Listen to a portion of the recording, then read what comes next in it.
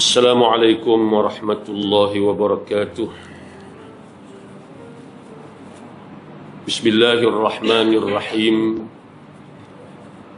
Alhamdulillahi rabbil alamin. Wassalatu wassalamu ala ashrafil anbiya'i wal mursalin wa ala alihi wa sahbihi ajma'in. Subhanaka la ilma lana illa ma 'allamtana innaka antal alimul hakim. Rabbi shrah li sadri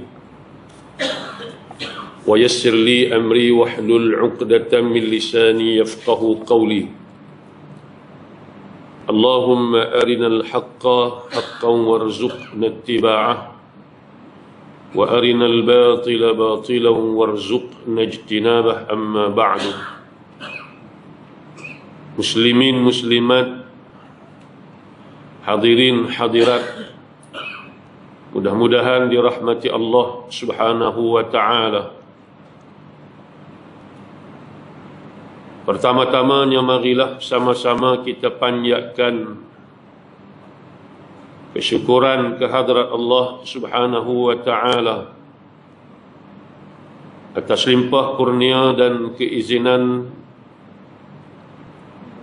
daripada Allah dapat sama-sama kita menghadirkan diri ke rumah Allah pada malam ini untuk sama-sama kita menunaikan tugas dan juga tanggungjawab kita sebagai hamba kepadanya. Mudah-mudahan kita sentiasa dirahmati dan diberkati oleh Allah Subhanahu wa ta'ala. Kita sambung balik bacaan kitab Hadis 40 lil Imam An-Nawawi, sambungan pada muka surat yang ke-205. Kita masuk kepada tajuk ataupun hadis yang baru. Qala al-musannifu rahimahullahu ta'ala wa nafa'ana bi'ulumihi fid darain amin. Al-hadithul khamisa ashar, hadis yang ke-25 daripada 42 buah hadis yang Imam Nawawi bawa dalam kitab ini. An Abi Hurairah radhiyallahu anhu أن رسول الله صلى الله عليه وسلم قال من كان يؤمن بالله واليوم الآخر فليقل خيرا أو ليصمت ومن كان يؤمن بالله واليوم الآخر فليكرم جاره ومن كان يؤمن بالله واليوم الآخر فليكرم ضيفه. Rawahul Bukhari wa Muslim.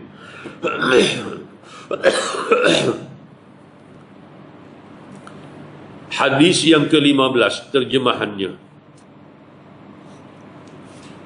daripada Abi Hurairah radhiyallahu anhu bahwasanya Rasulullah sallallahu alaihi wasallam bersabda,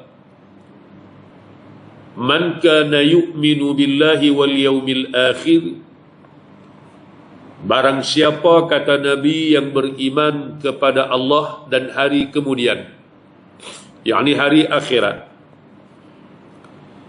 falyaqul khairan aw liyasmut, maka hendaklah ia berkata akan yang baik atau hendaklah ia diam. Dalam syarah hadis dalam kitab lain disebut ka'annahu qal, seolah-olahnya Nabi berkata, in kunta tu'minu billahi wal yawmil akhir, kalau seandainya kamu benar-benar beriman dengan Allah dan beriman yakni percaya dengan hari akhirat, faqulil khaira, maka bercakaplah benda hak baik, hak elok, benda yang tidak membawa kepada dosa atau sia-sia. Au uskut, ataupun kalau kamu tak mampu berkata dengan perkataan yang baik, yang elok, diam, jangan bercakap, itu lebih baik. Kemudian wal khairu, kata dia, nau'ani, Kebaikan yang Nabi maksud ini ada dua jenis. Ini saya ambil dalam syarah dalam kitab ada. Khairun fil maqali nafsahu wa khairun fil muradi bih. Perkataan itu baik pada perkataan itu sendiri ataupun baik pada makna yang dikehendakinya. Seperti ammal khairu fil maqal, perkataan yang baik memang dia itu sendiri perkataan yang baik dah. Seperti ucapan tasbih, baca Quran, zikir dan sebagainya. Dia sendiri itu baik dah. Mana bukan pada maknanya dan pada lainnya, tapi dia sendiri itu baik, apatah lagi makna dan sebagainya. Dia itu sendiri baik dah. Subhanallah, Allahu Akbar, Alhamdulillah dan sebagainya. Wa ammal khairu li ghairihi, adapun kebaikan pada yang lainnya itu ka'annaka taqulu qawlan laysa khairan fi nafsi walakin min ajli idkhali sururi ala julasaik. Kataan baik juga baik yang mana kebaikan itu dapat pada orang lain seolah-olah seperti kita bercakap sesuatu benda yang boleh memasukkan kegembiraan pada hati orang lain. Mana kita bercakap tadi ini, kataan yang kebaikan itu bukan setakat pada dia tapi dirasai oleh orang lain.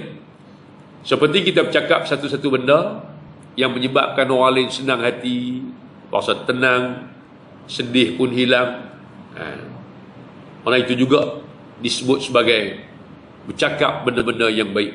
Mana sebut benda baik, sama ada ucapan-ucapan yang berbentuk tasbih, zikir kepada Allah, mengajak kepada kebaikan ataupun memasukkan kegembiraan dalam hati seseorang, doa dan sebagainya. Seperti mana bila ziarah orang sakit, kita doakan kesembuhan. Dia duk cerita sakit, kita kata tak apa, insya-Allah sembuh lega. Maknanya kita masukkan harapan, kegembiraan dalam hati dia. Itu benda-benda yang dikira kebaikan. Kemudian kata dia,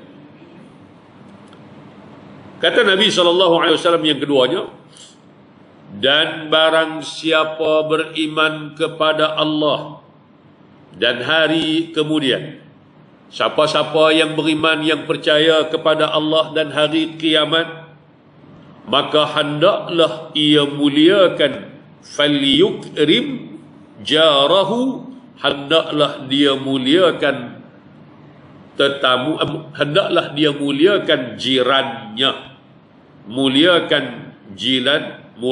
jirannya. Nabi tak sebut dalam syarah, dia kata, Nabi kata siapa yang beriman dengan Allah dan negeri akhirat, maka hendaklah dia muliakan jiran dia. Dalam syarah dia kata, walam yaqulin Nabi sallallahu alaihi wasallam mathalan bi i'ta'id darahim aw as-sadaqah aw al-libas aw ma ashbaha hada. Nabi tak kata kalau dia beriman dengan Allah dan negeri akhirat, hendaklah dia beri dirham, beri duit kepada jirannya, atau beri sedekah kepada jirannya, atau beri pakaian kepada jirannya, ataupun yang seumpama dengan itu. Sebab apa?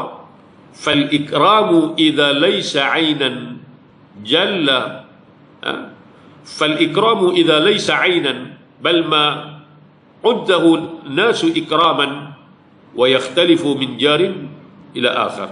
Sebab ikram ini suatu benda yang dianggap oleh manusia sebagai kemuliaan, memuliakan, menghormati, beri kemuliaan pada jiran kita, kan? Dan tidak sama di antara satu jiran dengan jiran yang lain. Sebagaimana kita tahu jiran kita ni ada beberapa jenis. Ada yang memiliki 3 hak yang perlu kita beri kepada dia. Yang pertama dia jiran kita, yang kedua dia Islam, dan yang ketiganya dia adik-beradik kita. Maknanya dia ada 3 hak di situ. Yang keduanya jiran yang dapat 2 hak. Dia jiran kita, hak sebagai jiran. Dia Muslim, hak dia sebagai seorang Muslim, tapi dia bukan adik-beradik kita. Yang ketiganya jiran yang mendapat 1 hak. Jiran kita, sebab dia jiran, tapi dia bukan Islam dan dia bukan saudara kita. Dia tetap ada hak sebagai jiran yang mesti kita beri kepada dia. Tak boleh kita nak menyusahkan dia dan kita tak boleh nak menyebabkan dia dalam keadaan tak selesa dengan kita. Bangkit subuh mai kita nak mayang subuh. Start motor duduk press depan rumah ni. Kan. Kata-kata bangkit. Maknanya kita tak boleh menyebabkan benda-benda yang mencabuli hak dia sebagai jiran tadi ni. Tu. Baik. Lagi kita baca syarah yang lebih jelas. Wa man kana yu'minu billahi wal yawmil akhir falyukrim dhaifahu.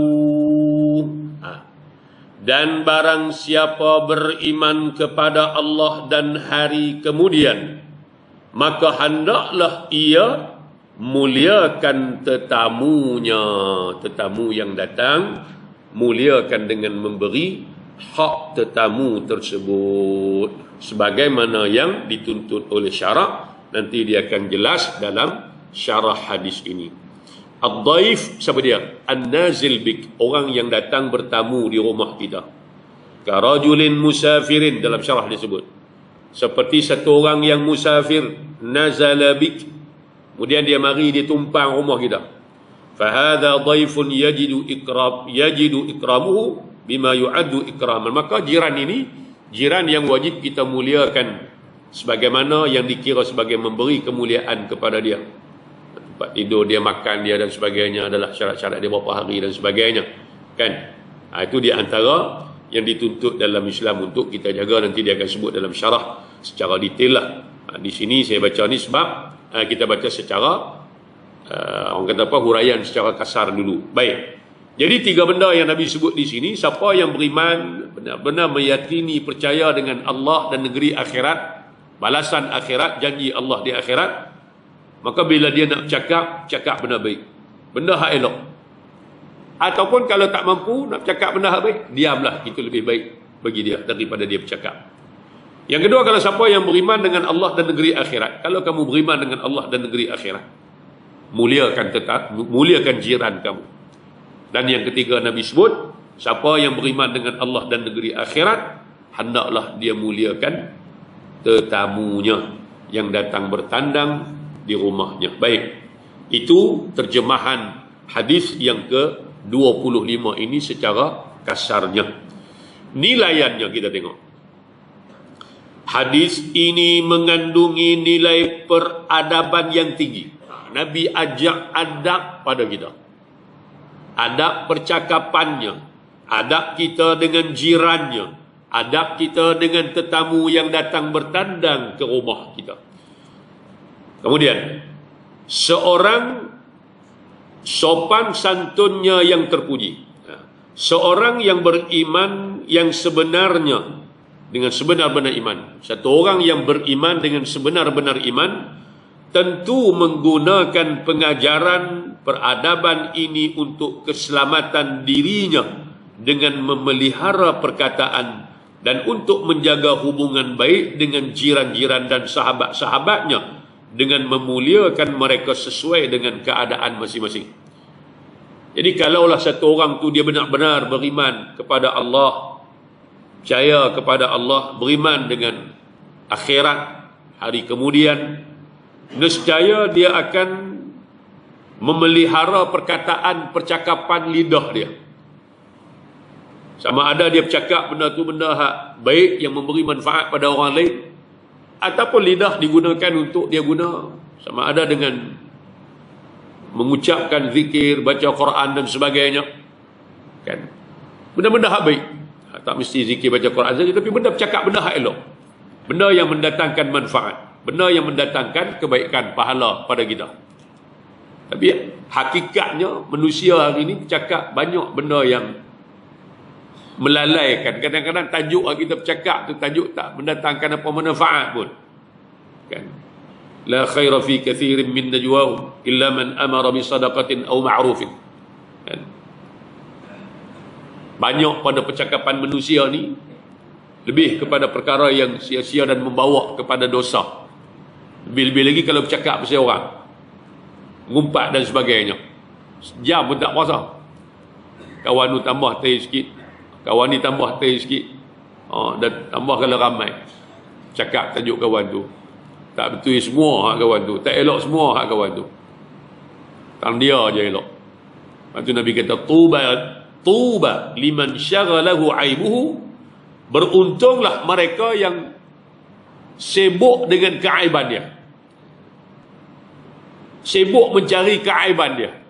Beruntunglah. Orang yang sibuk mencari keaiban dirinya berbanding sibuk mencari keaiban orang lain. Bagi kita ada kelemahan, kita ada aib kita. Tapi kita tak sedar benda tu, kita duk cakap aib orang. Ni yang membawa kepada ghibah, mengumpat, tuhmah dan sebagainya. Baik. Itu kata dia di sini. Kan? Dan orang yang benar-benar beriman juga, dia akan jaga hubungan baik dia dengan jiran dan sahabat dia dan tetamu dia. Baik. Kemudian kata dia, syarahannya. Perkara memelihara perkataan memuliakan jiran dan tetamu. Yang Nabi sebut 3 benda dalam hadis tu. Yang pertama, jaga percakapan, perkataan lidah kita. Yang kedua, muliakan jiran. Dan yang ketiganya, muliakan tetamu. Baik. Berkatalah yang baik atau diam. Yang pertama. Pada hadis tersebut, Rasulullah sallallahu alaihi wasallam menerangkan sifat yang baik yang menjadi adab sopan bagi orang yang beriman. Pada hadis ke-25 ini Nabi terangkan kepada kita sifat baik bagi satu orang mukmin yang benar-benar beriman ini. Apa dia? Sifat itu ialah berkata yang baik atau diam. Iaitulah bercakap, cakap benda hak baik, hak elok. Ataupun diam daripada bercakap. Tak payah duk bercakap. Hari ni orang tak bercakap dengan lidah saja, orang bercakap dengan komen, tulisan dalam WhatsApp, Facebook dan sebagainya. Nak komen, nak share, nak tulis, nak posting apa-apa ke. Buat benda hak elok. Benda yang boleh memberi manfaat. Tapi kita banyak disibukkan dengan benda-benda yang tak mendatangkan faedah langsung. Sibuk dengan artis bercerai. Sibuk dengan artis mengandung. Mengandung pun nak amat korang. Kan? Esok nak beranak masuk wad berapa pun abang orang habis. Peronoknya. Masa menikah tu bukan main lagi. Cerita kat orang, oi, rindulah. Nak pisah masuk bilik ayak pun berasa teringat. Tu bila cerai habis, pakai duk lawan londeh antara satu sama lain. Ini bukan suatu benda yang baik. Hak itulah yang dihidangkan kepada masyarakat kita di media-media sosial. Yang kita pula, kita ni tak duk kenal mereka. Kita pula duk komen lebih. Seolah-olah kita kenal dengan mereka. Duk keli pula sama-sama kita. La ilaha illallah. Benda yang tidak mendatangkan manfaat walau sikit. Cuba sibuk dengan benda lain. Masa yang kita habiskan untuk benda-benda tu, cuba buat benda lain yang mendatangkan manfaat pada kita. Dia suka duk cakap tu. Kan? Tu kalau benda-benda lagu ni, media pun dia nak cari rating, view dan sebagainya. Dia buat tajuk-tajuk benda yang orang minat, orang kenal, cakap, komen dan sebagainya. Sedangkan benda tu tak ada manfaat, bahkan mendatangkan dosa. Bila kita pergi komen benda yang kita sendiri tak tahu benda-benda tadi ni tentang hakikat dan kebenaran dia. Baik. Lalu kata dia di sini, sifat orang yang beriman ini ialah berkata yang baik atau diam. Tak payah duk komen, tak payah duk cakap, tak payah duk posting, tak payah duk share. Muliakan jiran dan tetamu. Muliakan jiran dan tetamu. Mengenai berkata yang baik atau diam, Rasulullah sallallahu alaihi wasallam menerangkan bahawa barang siapa beriman kepada Allah dan hari kemudian, maka hendaklah ia berkata yang baik atau hendaklah diam. Nabi kata, siapa yang benar beriman kepada Allah dan hari akhirat, cakap benda hak baik, tak boleh cakap, diam. Imam Syafi'i menyatakan makna hadis ini bahawa apabila seseorang hendak berkata, hendaklah ia berfikir. Bila kita nak bercakap, fikir dulu. Masalah kita ni lidah laju daripada kepala otak kita. Patutnya fikir baru bercakap. Bukan bercakap baru fikir. Lepas tu kadang-kadang Allah, silap dah aku pergi bercakap lagu tu ke dia. Buat tak? Bisa berlagu tak? Kadang-kadang kita kawan tu dah dah terasa hati dengan kita. Tu kawan kita habaq, awak ambil cakap lagu tu ke dia. Barulah waktu dia kata, Allah silap dah aku. Maknanya masa dia bercakap tu dia tak fikir pun. Lidah pergi dulu, lajunya. Lepas tu baru fikir. Kan? Lepas pada tu baru fikir. Sebab tu Imam Syafi'i kata, bila nak bercakap, fikir dulu. Manfaatkah? Mudaratkah? Baikkah? Burukkah? Dosakah? Pahalakah? Kebanyakan kita tak jadi lagu tu. Sepatutnya lagu tu lah. Bila ternyata tidak ada bahaya atasnya, Imam Syafi'i kata, kalau hak kita nak cakap tu tak bahaya, tak mudarat, maknanya pada agamanya, atau tak menyentuhlah sensitiviti seseorang dan sebagainya, berkatalah, cakaplah. Kalau benda tu benda baik, cakap. Tetapi bila ternyata sebaliknya, tapi kalaulah hak kita nak cakap tu benda hak mudarat, salah pada agama, menyebabkan maruah orang tercemar dan sebagainya, fitnah, tuduhan, diamlah. Makna tahan lidah kita daripada bercakap. Jangan duk cakap. Bil-bil lagi benda hak kita tak tahu. Wala taqfu ma laysa laka bihi ilm. Jangan duk buat, jangan ikut benda yang kita sendiri tak ada ilmu, pengetahuan mengenainya. Kita tak tahu apa. Ni kadang-kadang kita tak tahu pun benda tu lagu mana, apa, cerita Pujung Pangkat. Hak kita komen tu lebih daripada kita tahu lagi. Sebab tu ramai mufti, ramai alim ulama' ada dalam Facebook ni. Bab hukum kadang-kadang dia tak, bukan dia ketahuan punca apa pun, dia kira nak komen ni. Dia komen tu lebih daripada mufti ada lagi. Kan? Jadi benda hak kita tak erti, benda hak kita tak tahu, benda hak kita jahil, diam. Kan? Benda hak bukan dalam bidang kita. Sebab tu ulama sebut,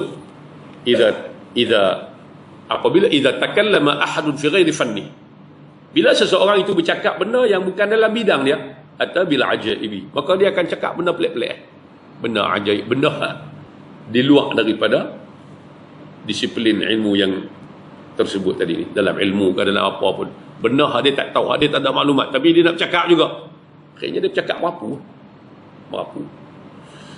Jadi kemudian kata dia, Abul Qasim Al-Qushairi berkata, diam yang tepat pada waktunya adalah sifat orang-orang yang besar, dan berkata pada waktunya adalah perkara yang sangat mulia.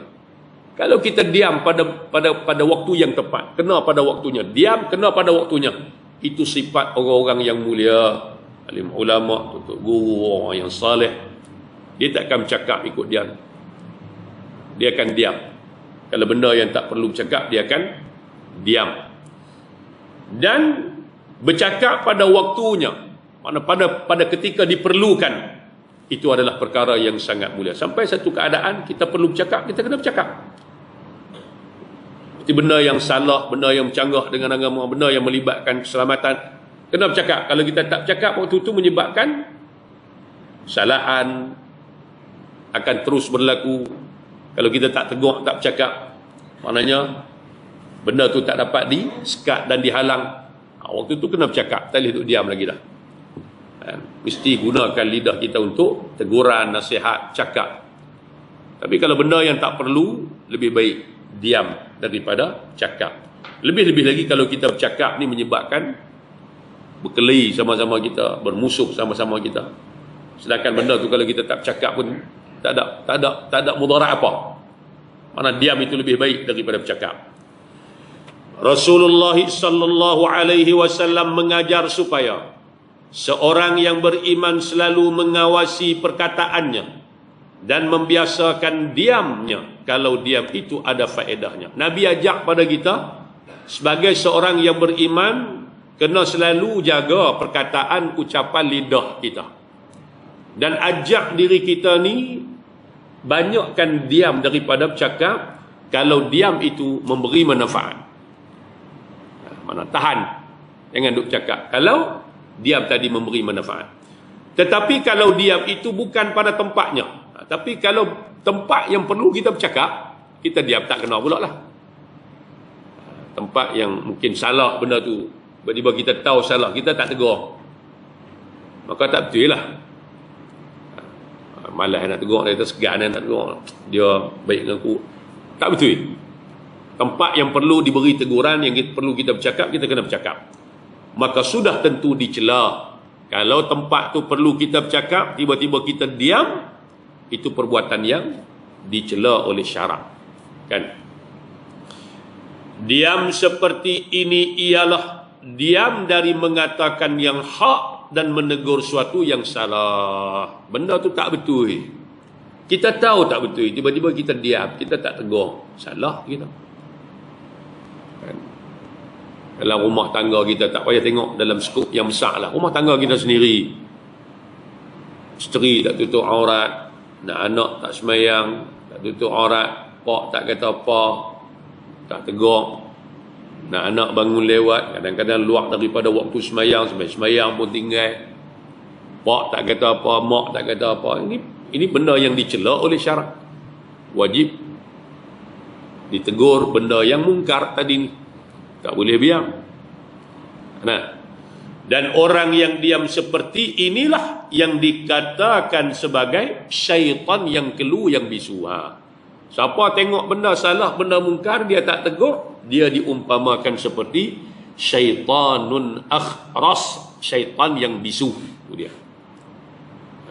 Dalam nota kaki di bawah, kalau kita tengok nombor 2 tu, sebagaimana yang dikatakan oleh Ali Ad-Diqaq, ulama tasawuf, man sakata 'anil haqqi fahuwa syaitanun akhras. Itu kata-kata satu orang ulama sufi. Siapa-siapa yang mendiamkan diri daripada menyatakan kebenaran, benda benar, dia tahu benda benar tapi dia tak bercakap, dia kunci mulutnya daripada bercakap benda hak benar, ataupun benda ada benda salah tapi dia tak tegur kesalahan tadi ni, fahuwa syaitanun akhras, dia adalah syaitan yang bisu. Tu syaitan yang bisu, yang syaitan yang bisu lah perumpamaan, hina lah, hina.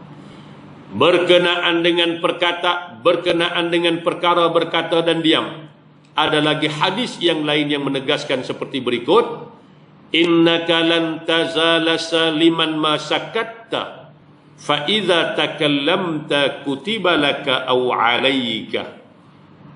Sesungguhnya engkau sentiasa sejahtera selama engkau diam, tetapi apabila engkau berkata, ditulis bagi engkau atau atas engkau, ditulis bagi engkau tu pahala, atau atas engkau tu dosa. Lam lil manfa'ah, ala lil untuk lam lil manfa'ah tu, laka makna manfaat pahala, baikkan. Alaika, ala tu menunjukkan makna dosa. Apa Nabi kata? Kamu selamat selama mana kamu diam. Bila kita tak bercakap, kan, tak ada dosa lah, mungkin, kan. Tapi bila kita bercakap, boleh jadi percakapan kita tu baik atau buruk. Kalau baik, dapat pahala, kalau buruk, dapat dosa. Tapi kalau kita tak bercakap pada benda yang tidak ada keperluan, kita selamat daripada dosa. Tapi bila bercakapnya, dia mula, sama ada boleh jadi dua lah, pahala ataupun dosa, kan. Tu maknanya kena fikir terlebih dahulu isi kandungan percakapan kita tu adalah adakah baik ataupun salah. Ada satu kata-kata dikatakan kepada satu orang ulama, waqila li ba'dihim, dikatakan bagi satu orang ulama, lima lazimta sukuta.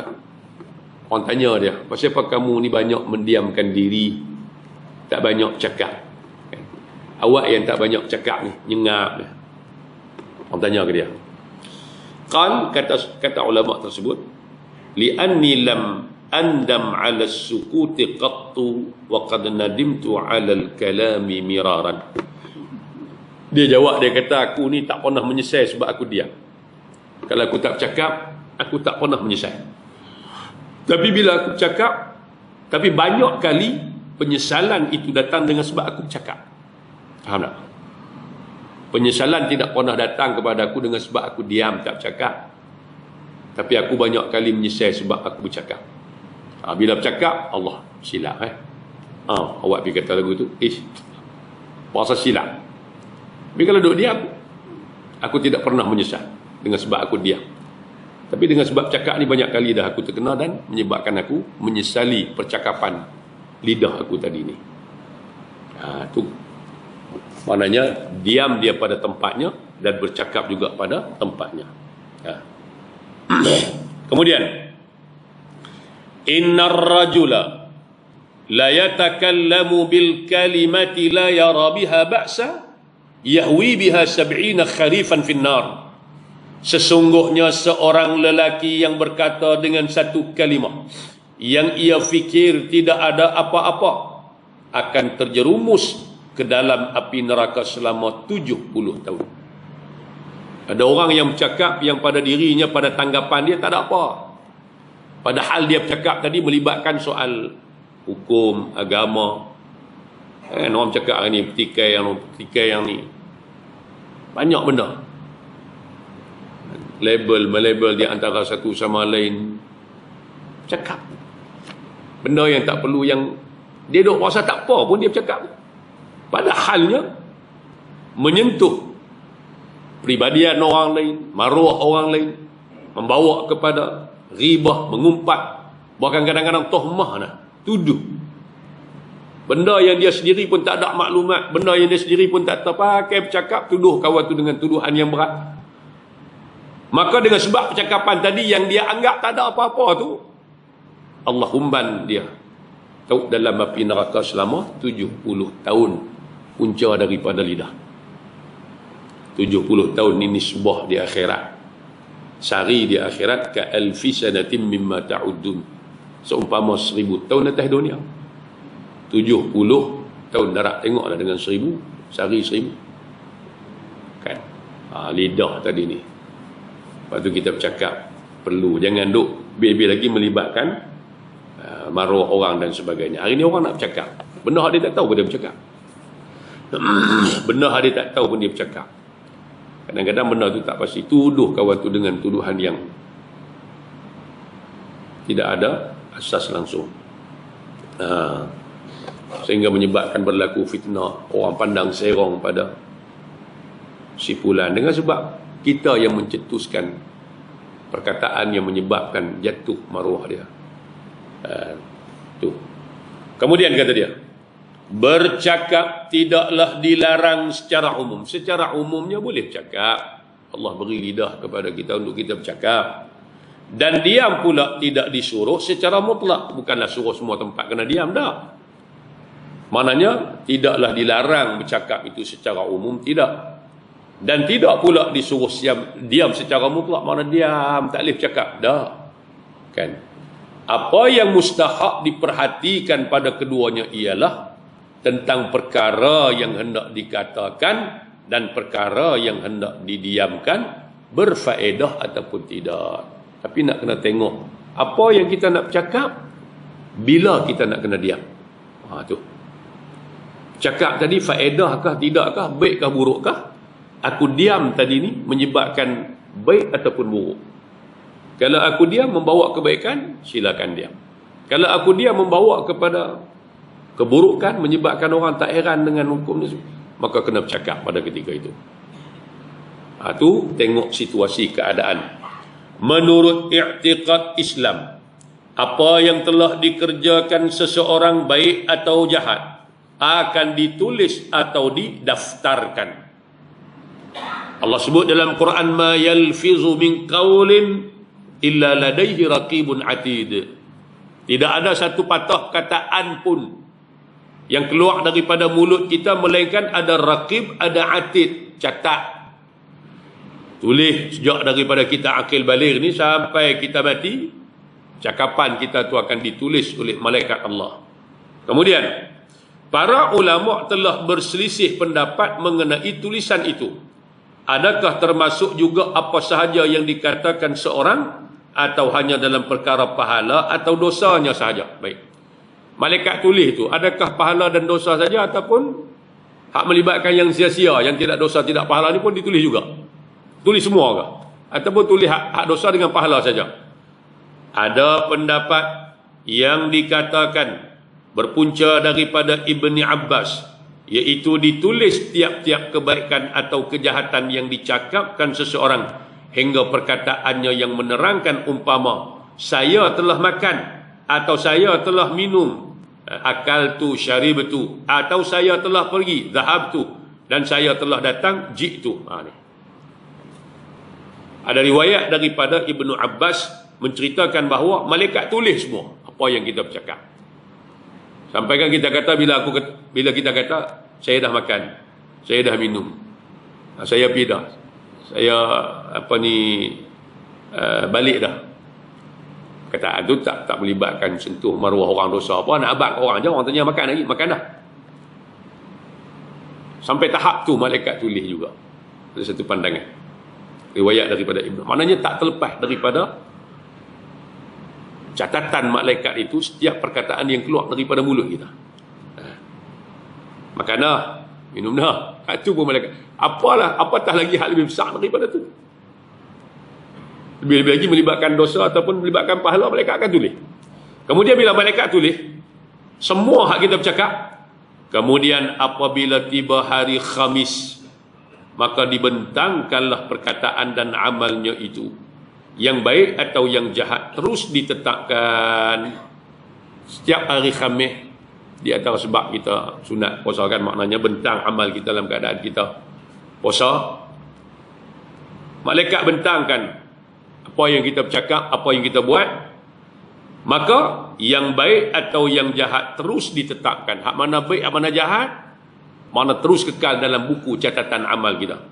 Sedang yang lainnya, yang lara, yang tak ada dosa, tak ada pahala, bukan baik, bukan jahat lah. Kalau kita bercakap lah kan, saya makan dah, saya minum, macam saya pergi, mana benda tu tak ada kaitan dengan melibatkan dosa pahala, maka hak lain daripada tu, sedang yang lainnya dibuangkan atau dihapuskan. Makna malaikat padam daripada buku amal kita. Hak kekal dalam buku amal hak mana? Hak kita bercakap benda baik, hak kita bercakap benda jahat. Kan? Dosa dan pahala. Inilah yang dikatakan bahawa Allah menghapuskan apa yang ia Allah kehendaki. Yamhullahu ma yasha'u wa yuthbit. Allah akan padam apa yang dia mau, dan Allah akan menetapkannya, dan di sisinya lah ibu wa indahu ummul kitab. Bawa bentang setiap hari Khamis. Ini dia seminggu hak kita bercakap, berapa banyak kataan, berapa banyak kalimah. Malaikat perisi pula hak mana dosa, hak mana pahala, okey kekal. Hak mana yang lara, sia-sia, padamkan daripada buku amalnya tadi ni. Nah. Pendek kata, ringkas katanya. Pendek kata, ringkas kata, apa yang dikatakan seseorang itu kalau tidak berhati-hati, lebih banyak mendatangkan penyesalan dan mungkin pula menyebabkan dosa. Kalau kita bercakap, kita tak berhati-hati pada percakapan lidah kita, dia akan menyebabkan dosa dan menyesal. Menyesal. Berkelahi, bergaduh pun punca daripada percakapan juga. Kerana pulut santan binasa, kerana mulut badan binasa. Kan? Punca daripada lidah lah. Kadang-kadang kita dah anggap gurau, melawak dengan kawan-kawan. Tapi akhirnya dengan gurauan tadi membawa kepada permusuhan. Hidup cakap melawak benda kawan tak boleh nak tahan, terima dan sebagainya. Kan? Ada seorang berkata kepada temannya, kenapa saudara selalu diam? Kenapa saudara selalu diam? Jawabnya, aku kerap kali menyesal kerana berkata, ini hak tadi yang saya cerita tadi. Aku kerap kali menyesal kerana diam, tetapi aku tidak pernah menyesal kerana aku kerap kali menyesal kerana berkata-kata, maaf, tetapi aku tidak pernah menyesal kerana diam. Ada satu orang ditanya, pasal apa yang kamu ni tak bercakap banyak sangat, diam, nak keluar sepatah pun bayar. Dia kata, aku ni banyak kali dah menyesal pasal duk cakap banyak sangat. Menyesal dengan sebab cakap, tapi aku tak pernah menyesal sebab aku diam. Maknanya bila bercakap sama ada dosa ataupun pahala. Tapi kalau diam, selamat daripada dosa. Ada peribahasa yang mengatakan luka kerana lidah sama dengan luka kerana tangan. Luka kerana lidah sama dengan luka kerana tangan. Lidah seperti seekor anjing gila yang bila tidak diawasi dia akan menerkam. Mana luka kerana lidah seperti sama luka dengan kerana tangannya. Lidah. Kadang-kadang luka kerana lidah ni lebih lama berbanding luka dengan sebab kena pisau. Kena pisau ni kan lebih kuat. Kalau luka berdarah, celuk yang gamat ke apa, esok susah hilang lah, berhentilah darah tu, tinggal parut. Tapi luka dengan sebab percakapan perkataan tadi kadang-kadang membawa berpuluh tahun permusuhan. Aku tak boleh lupa apa yang hang kata kat aku. Padahal 30 tahun dah kawan tu kata ke dia, tapi aku tak boleh lupa. Masih terngiang-ngiang di telinga aku. Bahasa dia kan. Aku masih dengar, duduk terngiang-ngiang lagi di telinga ni. Hang kata kat aku tak boleh lupa. Sampai ke sudah tak baik. Jadi luka dengan sebab pisau ke, kena benda tajam ke, dia sah saja. Tapi luka dengan perkataan ni dia lama. Baik. Sayyidina Ali dalam sajaknya berkata, kerana lidah tertarung meninggalnya pemuda. Dengan sebab lidah kadang-kadang membawa kepada pembunuhan. Tertarung kaki tiada mengapa, kerana lidah hilanglah kepala. Kalau kita tertarung kaki, tersadung kaki, tersepak kaki, jatuh. Tapi kalau lidah tersadung, kadang-kadang membawa kepada hilang kepala, makna kematian. Punca daripada perkataan lidah. Luka di kaki sembuh seketika, tapi luka dengan lidah kekal untuk masa yang lama. Pernah pula diriwayatkan daripada Nabi SAW katanya, 90% daripada kesejahteraan itu terdapat pada diam, kecuali waktu zikir kepada Allah Subhanahu Wa Taala. Hampir 90% daripada sejahtera, keselamatan tadi ni apabila kita diam. Kalau kita nak selamat, 90% untuk selamatkan diri kita ni duduk pada lidah kita. Diam, jangan banyak cakap. Jangan banyak cakap, kecuali lah pada waktu kita berzikir kepada Allah, berdoa, baca Quran, mengaji dan sebagainya. Maka di sini memberi pengajaran kepada kita bahawasanya diam itu menyelamatkan kita daripada dosa. Tapi bila mari masa kita perlu bercakap, kena bercakap. Tak boleh diam kalau melibatkan soal kepentingan agama dan sebagainya. Tanda di situ nanti kita akan sambung yang kedua, muliakan jiran dan tetamu. Bismillahirrahmanirrahim. Alhamdulillahirabbil alamin wassalatu wassalamu ala asyrafil anbiya'i wal mursalin wa ala alihi wa sahbihi ajma'in. Allahumma arhamna bil Qur'an waj'alhu lana imaman wa nuran wa hudan wa rahmah. Allahumma dhakkirna minhu ma nusina wa 'allimna minhu ma jahilna warzuqna tilawatahu ana al-laili wa atrafan nahar waj'alhu lana hujjatan ya rabbal alamin. Allahumma inna na'udzu bika min 'ilmin la yanfa' wa min qalbin la yakhsha wa min 'amalin la yurfa' wa min du'a'in la yusma'. Na'udzu bika min ha'ula'il arba'. Rabbana atina fid dunya hasanatan wa fil akhirati hasanatan wa qina 'adzaban nar. Sallallahu ala sayyidina Muhammadin wa ala alihi wa sahbihi wa baraka wa sallam. Alhamdulillahi rabbil alamin. Taqabbalallahu minkum. Taqabbal ya karim.